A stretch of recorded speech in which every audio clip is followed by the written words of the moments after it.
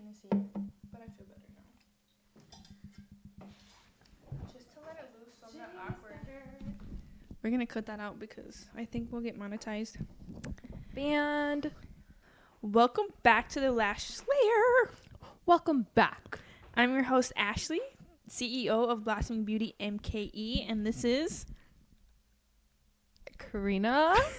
I am a client and a friend. One dispatcher, and she's my friend.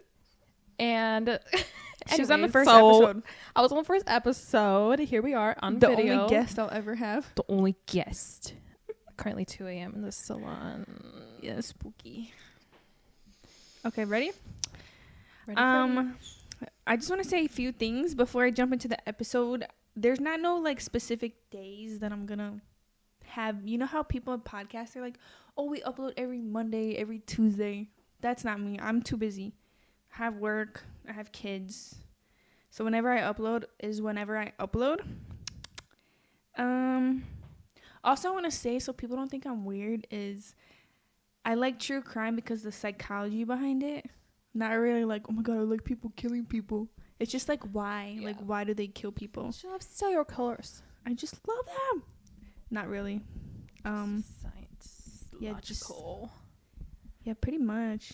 And I don't think, if I wasn't a lash tech, I would definitely be like criminology. Like probably work as a, what's it called? A forensic psychologist. I would do that. Like, did you ever see the show? What the hell is it called? Can I cuss on YouTube? I don't know. Boop. Beep. Mindhunters. Did you ever see that? No. Dude, you should watch it. It's so good. It's like how... It's like based off in like the olden days when they first started looking into serial killers and the way they think.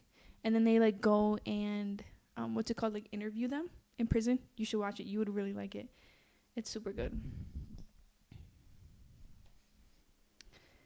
Okay.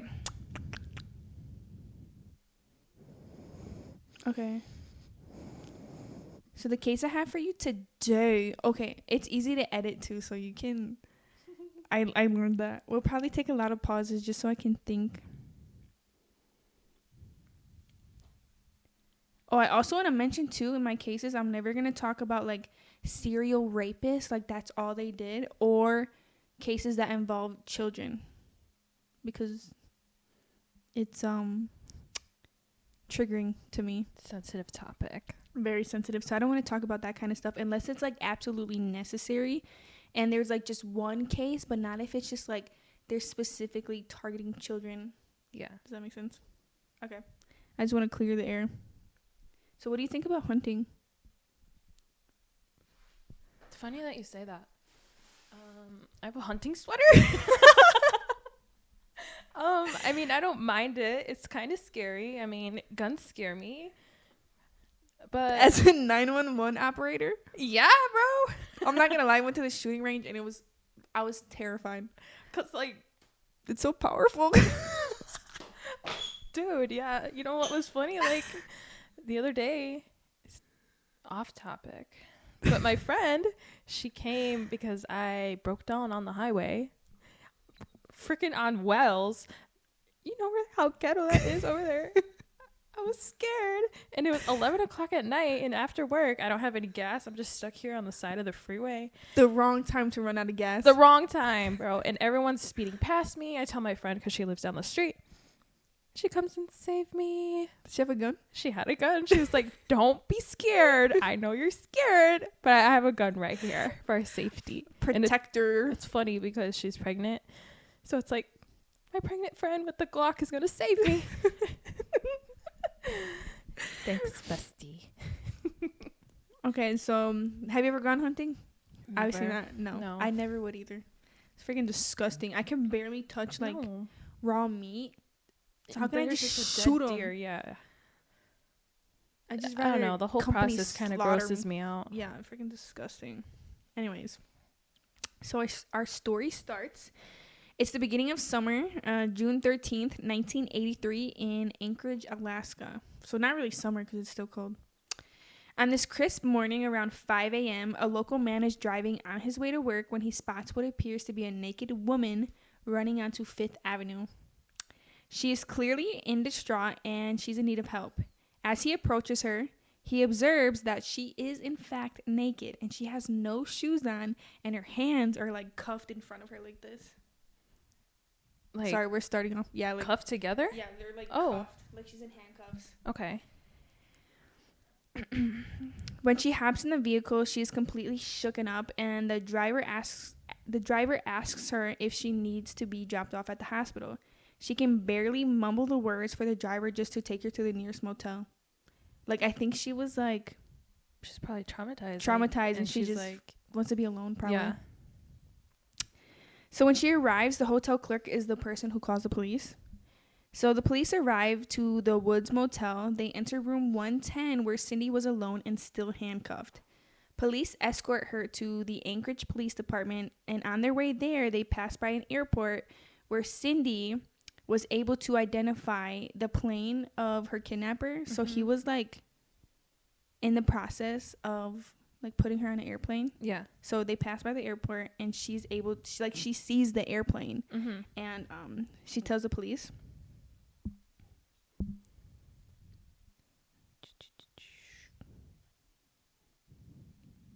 I lost my spot. Oh. So Cindy was able to remember a lot of information even though she had gone through what seemed to be very serious trauma.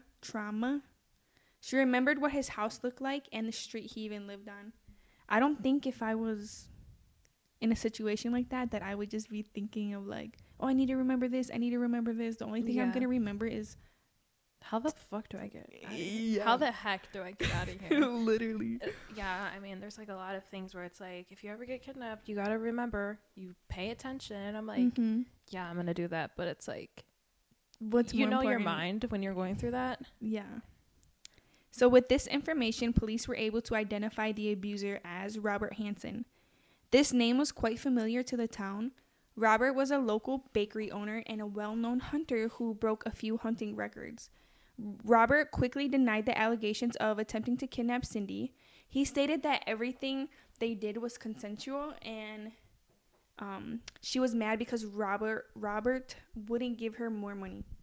He even showed the police his alibi. His friend John told the police that, I'm going to just call Robert Bob because that's what he went by. Bob was with him at the time of the escape. And with this statement, police decide to let Bob go, but they still decide to keep him under his radar. So they just don't believe. I'm going to call her a sex worker because that's what she was. So they're choosing to believe this business owner who's like well off in the like community over the sex worker. Okay. Just because he's saying that she got mad because she wanted more money. Yeah. Freaking assholes. Bob was born on February 15th, 1939 in Estherville, Iowa. His parents, Edna and Chris Hansen, owned a bakery shop. And at a very young age, I'm going to just call him Bob because I don't feel like saying that. Bob would spend long hours helping his family out by working, so he did not have much free time to himself. And his father was very strict on him and wouldn't take no for an answer. It was said that Bob was extremely skinny and he had severe acne that would scar his face for life. He was quite shy and had a stutter that would ramble on and on. Okay. Kind of like me because when I'm nervous, I stutter a lot. And I know we talked about this. When I think too much about a word, yeah, I just can't say it correctly. Yeah, if you just stare at it too long. Yeah, it just like goes in. Like you think of the way to say it and it just comes out completely wrong. Like I've been kind of weird when I'm at work lately and I'd be like, squad. Squad call. Squad, one number, please. And I'm like, why do I sound like this, bro? I hope no one hired this 5-year-old. I hope no one heard that. Because I'm thinking too much, you know? Literally me. Okay, so he was quiet, he was shy, and he had that stutter. So because of this, he got bullied in school because, you know, kids are freaking mean. Mm-hmm. And because he wasn't appealing to girls, they always rejected him. This caused him to grow a strong hatred for women. And now, what do kids do in the 1940s? You know, there weren't any video games. The internet wasn't a thing. This is when he decides that he wants to learn how to hunt and do what's it called? Archery? Yeah. With a bow and arrow. So that's where he picks up that hobby. In 1957, Bob enlisted into the Army. He only served 1 year before he was discharged. He then decided to take a little trip to New York City, and this is when he had his first sexual relationship with a woman, and that would be a prostitute. Oh. So he just couldn't get a girl. Mm-hmm. So that's what he resorted to. And then after this experience, he really started to hate women even more. Like, he was just like, I hate women. Just because he was freaking ugly and weird. Because everybody hated him. Yeah, so after this, I already said that. Beep, cut that out. When I was editing my other one, I would just say something and be like, Ashley, just cut that out. So I would like talk to myself. Yeah. Yeah, whatever. Yeah, whatever. That's why, wait, put your shirt down on your arm. Oh, I'm all muscular.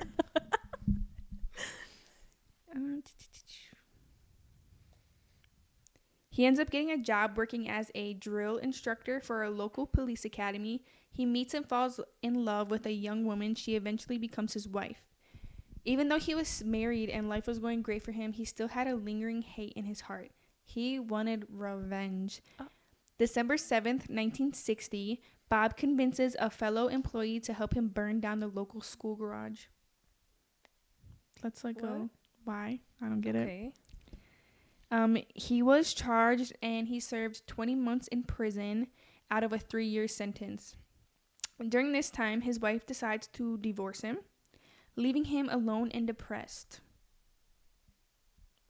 He was also required to meet up with a psychiatrist. Did I say that wrong? No, you said it right. Psychiatrist. They diagnosed him with manic depression with periodic episodes of schizophrenia. The doctor said he had an infantile, is that right too?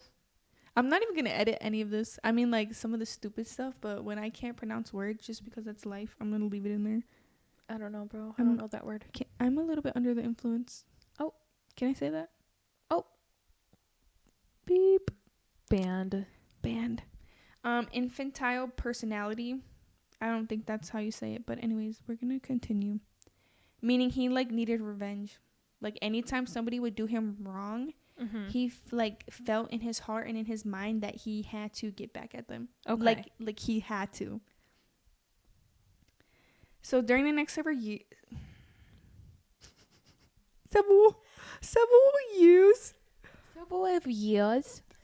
during the next several years, he would get charged for petty crimes. His parents were completely embarrassed of him, so they decided to sell their bakery and they moved to Minnesota. Without him? No, he moved with them. Oh, okay. This is after he got out of jail. So he attended a camp for the youth and met a young woman there named Darla. What does that remind you of? An emo? That's not her name? Yeah. Oh, the girl who's Darla! The fish? Yeah, you couldn't look like her. Oh, she does. She has orange hair. That would have been a good Halloween costume. I should do that. And you used to have braces, imagine? Yeah, that would have been cool. Darn it. I just go get braces for the Halloween costume. I go all out. No, but I was thinking of the Little Rascals. Oh, Darla. How does that song go? I don't know, bro. I watched that movie like twice in middle school. Really? Yeah. Quick, what's the number for 911? They call you. So once they move to Minnesota, he attends a camp for the youth and he meets a young woman there named Darla. I already said that, but anyways, with his luck, he asks for her hand in marriage and she says yes. Wait, how old are they? I think at this time he was 20. Oh, so he burns down the school at the age of 21, and then you figure he serves about 20 months. He's probably probably almost 23. Oh, okay. He decides he needs another new start and moves to no other city than Anchorage, Alaska, which that wouldn't be my first place to move. Oh, no. It'd be my last. Once he settles in, he follows his parents' footprints and he opens up a small bakery. He sold donuts, danishes, and other bakery goods. And it was said that his business was very successful. Him and his wife eventually have 2 children, Christy and Johnny. And in his free time, he entered hunting contests and won quite a few trophies. He even took flying lessons and bought his very own private plane. It seems like Bob's life was going well for him, but he just still wasn't satisfied. Even after moving, Bob had a hard time making friends. He was just like a loner. It was so bad that his wife Darla set him up on a play date. What? At the grown age. So Bob and another man, they make plans to go hunting. And that was the first time they met. So during the hunting trip. But after the trip, the man said he was not comfortable around Bob. He stated that he enjoyed the killing a little too much. Yeah, that's weird. Creepy. In 1972, Hansen was arrested twice. One day when he was out, he noticed a very pretty woman driving, and he told himself that he needed to talk to her. So what does he do? Talks to her? He stalks her. Stalks her? Yes. He stalks her. He follows her all the way back to her place, and he attempts to kidnap her at gunpoint. Okay. So he couldn't just be like, hey, you're so beautiful. What's your number? He just like, is this all one day, or you don't know? Yeah, one day. Oh, okay. So he attempts to kidnap her at gunpoint, and her neighbors were quick to act after seeing the situation, and they call 911. So Robert takes off, but then the police eventually track down his car, and then he's arrested. But they let him go. Yeah. Okay, weird. Super weird. And then on December 19th, 1971, Patricia Roberts was abducted from downtown Anchorage at gunpoint as well. So he ends up successfully kidnapping her. He sexually assaulted her in his vehicle. After he fulfilled his fantasy, he just did not know what to do, so he just started driving around. He stated that Patricia was very scared, but little did she know, Bob was more scared than her. So he's freaking out, what do I do now? Yeah. So he just drives her back and then drops her off. Weird. So then she ends up telling on him. He gets arrested, and he is sentenced and served to 5 years in prison. But it doesn't say anything remember he's married. Yeah. So it's the wife never said anything. So I have no idea. Me, bro, I'm so tired. Now, even though he served time, he's still not satisfied. He just wants to, he's derived on or he gets off on scared women. Yeah. People have weird fetishes. So he starts being a local at strip clubs and local to buying sex workers. Okay. He also found out that he couldn't just kidnap any woman, so he needed to kidnap particular women, vulnerable women. So if they went missing, nobody would even for sure pay attention. He starts fantasizing about taking the woman home and performing terrible acts on them. He would lure the woman in by mentioning he had a plane and could take them anywhere in the world. And he also offered large amounts of cash for sex work. Ladies were really impressed by this, and besides, the skinny, acne-scarred man did not look intimidating at all. Around this time, the police department starts getting an alarming amount of missing women.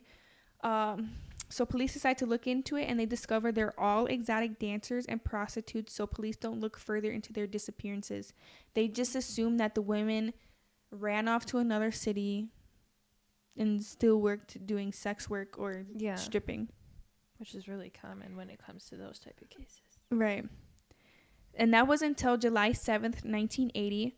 A couple of electric workers stumble across what appears to be the body of a woman under close inspection. Autopsy comes back, and it's stated that she died from being stabbed to death, but they were unable to identify her.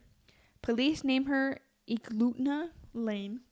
Iklutna Lane, because this was the road she was found on the side of. Later in interviews, Bob admits to killing her. He stated that she was able to escape his vehicle and run down the road. Bob ends up catching up to her by grabbing a hold of her hair when she takes a huge knife out of her purse and begins waving it around like crazy. But unfortunately, Bob gains control and stabs her to death. Dude. So she was prepared. Yeah. But it's what do you do? It's you think you know what to do, and then you just Yeah, because you don't Freak know out. if this person's like super buff or prepares. Right. I don't know, bro. Scary. I know. This knife is like, I mean, this ring is like cutting me. She's bleeding. September 12th, 1980. An off-duty officer and his friend were hunting moose. I guess that's a thing. Moose. Did you ever see how big they are? Never, ever, ever in person. Not in person, but have you seen it on video? They're huge. I think I remember seeing them at the museum. I don't know. It's not real until I see it. No, you should see it on video. They're like next to a car. Mm-hmm. They're huge. Actually, you know what? There's like this town that keeps popping up on my TikTok on like Colorado or something where like the elk come and like start squealing. And everyone's like, oh, time to go inside. Because they'll attack. They will? Yeah. That's scary. I gotta burp. Hello?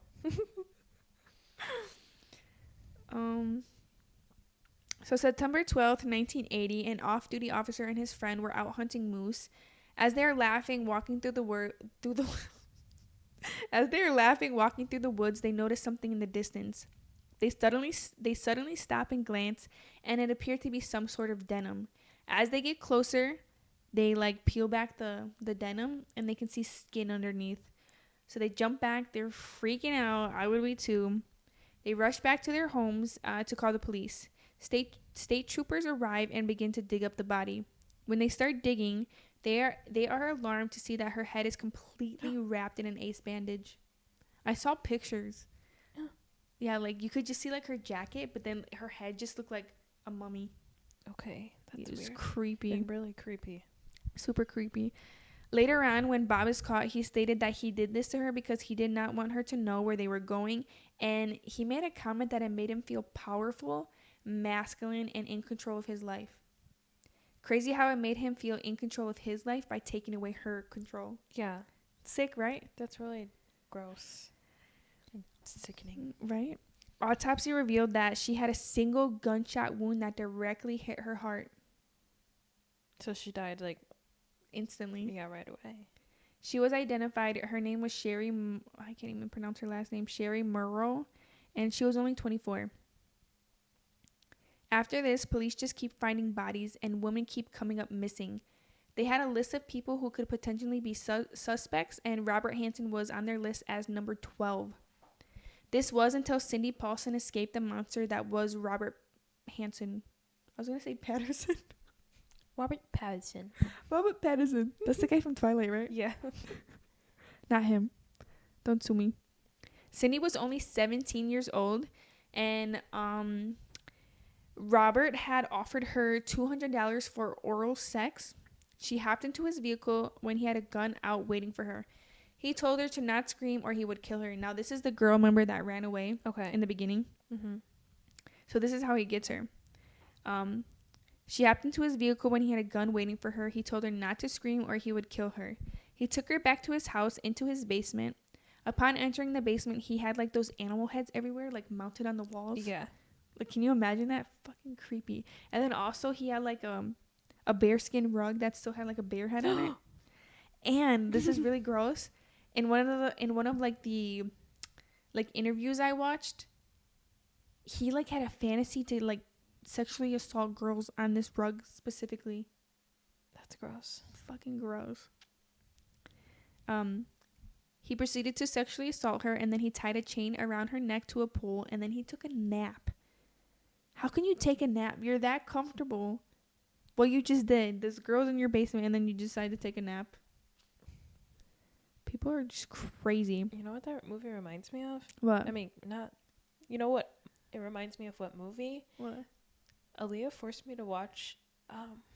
what is it called? Something where their dad kidnaps her, but, like, locks her in the basement. You know what I'm talking about? Yeah, I didn't see the movie, but I heard the case, and he, like, she has children by him, right? She has 3 kids by him. What's the movie called? Dude, I don't remember right now. Aaliyah forced me to watch it when I was getting my nails done. Oh my god, stop. She was like, you have to watch this. It's so good. When he woke up, he told Cindy he was going to fly her out to his cabin to stay for the weekend. But this is when Cindy knew if she didn't make an escape that she wasn't going to come back alive. That's when Bob is transferring all his belongings into his plane, and she escapes. Mm-hmm. And then also, the police had to let him go, remember, because he had an alibi. Yeah. But the alibi actually recants his statement because he's scared. And he's like, no, I lied. He really wasn't with me. Yeah. I just said that.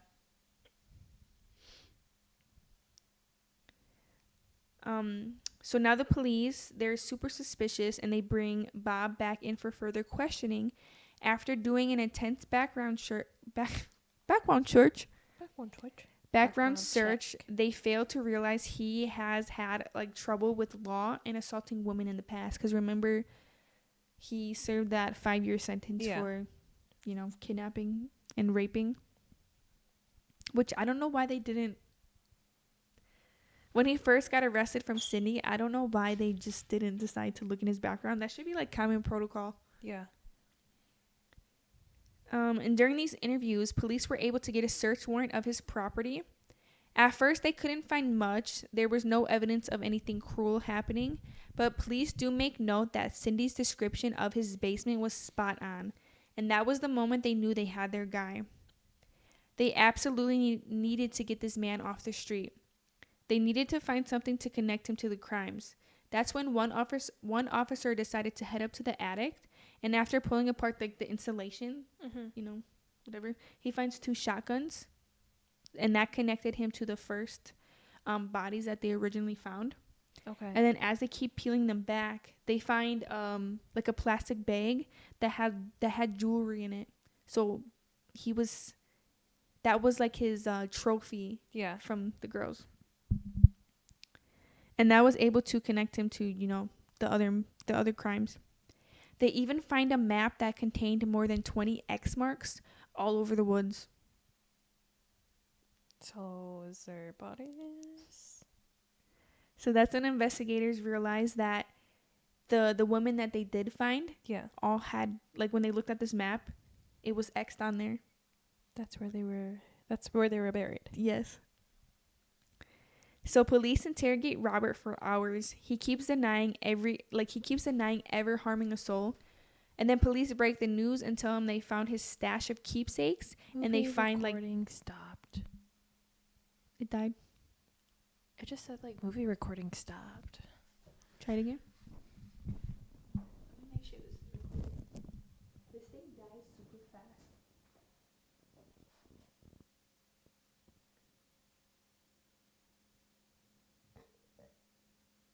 Is it dead? No. It's okay, I can edit it. Recording again. That's weird. I feel like I'm sweaty. No, it's okay. Hello. Okay, let me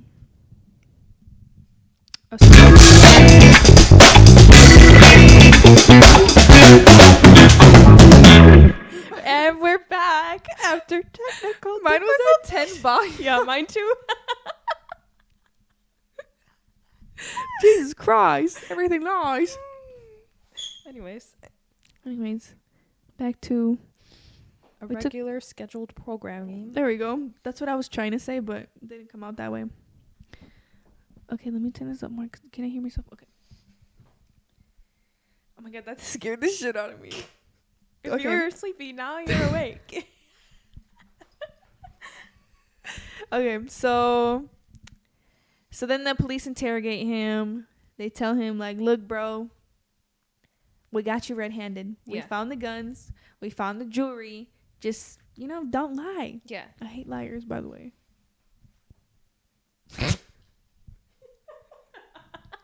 So he ends up confessing to 17 murders, even though they only... Wait, we were in sync?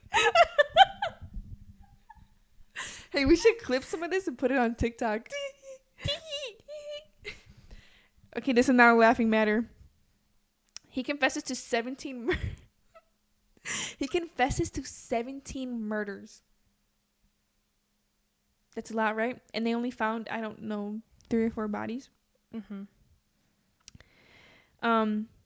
So he admit that he took the women back to his house. He would sexually assault them. He would load them up in his plane and drive to an area called Nick River. This area was known to be hunting grounds. There was like a big open field surrounded by trees, but there was also like he calls it a meat shack. And the way I can describe it is like it's a little cabin with like hooks. So like when people would go hunting, they would like store their hunting stuff. Yeah, like or like clothes or no, like the animals they caught. They would like store them in there. So what he would do is he would blindfold the girls, take off their clothes. No. Dude, let them run. Release them into the wild like there's some freaking animals. Let them run, give them a head start, and then he would grab his shotgun and chase after them. He would hunt them. He would hunt them.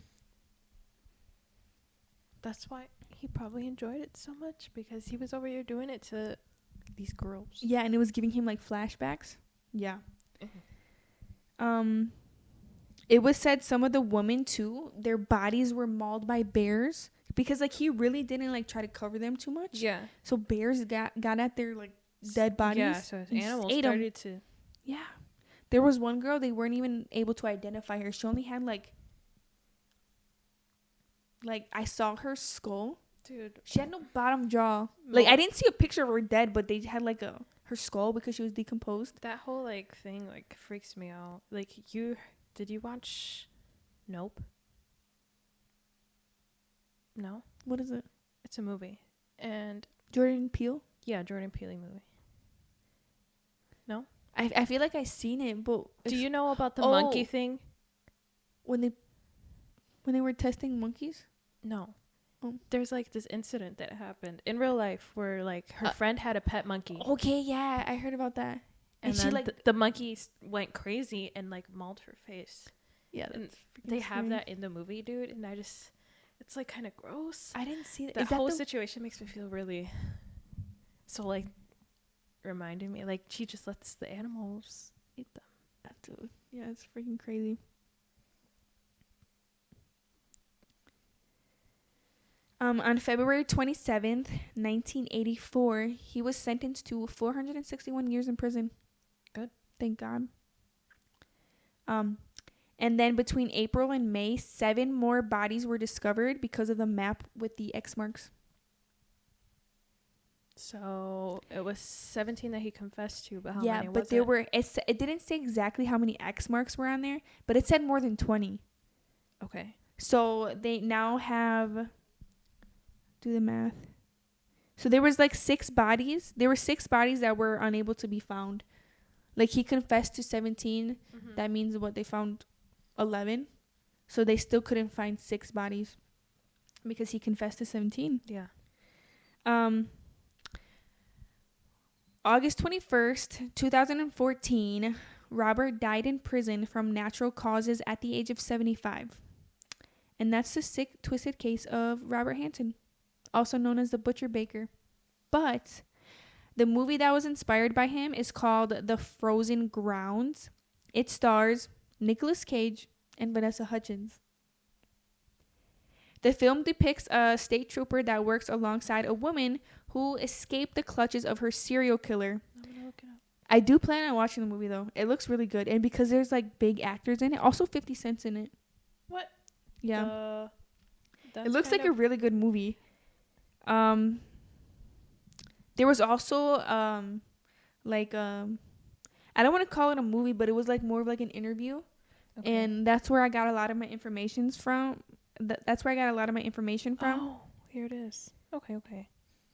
But the interview I watched is called The Butcher Baker, The Mind of a Monster.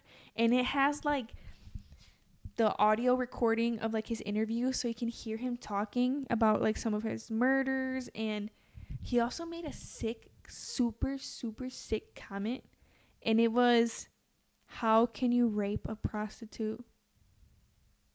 Also, look, he also stated that the reason he went out and got prostitutes is because he couldn't make his wife do the act of oral sex because she was a better woman than that.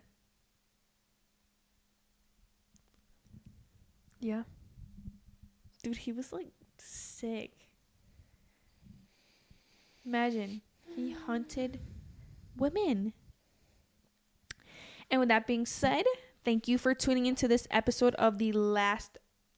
Oh, I thought that would have worked. You gotta go like this, Maybe like if the I turn makeup it down. gurus.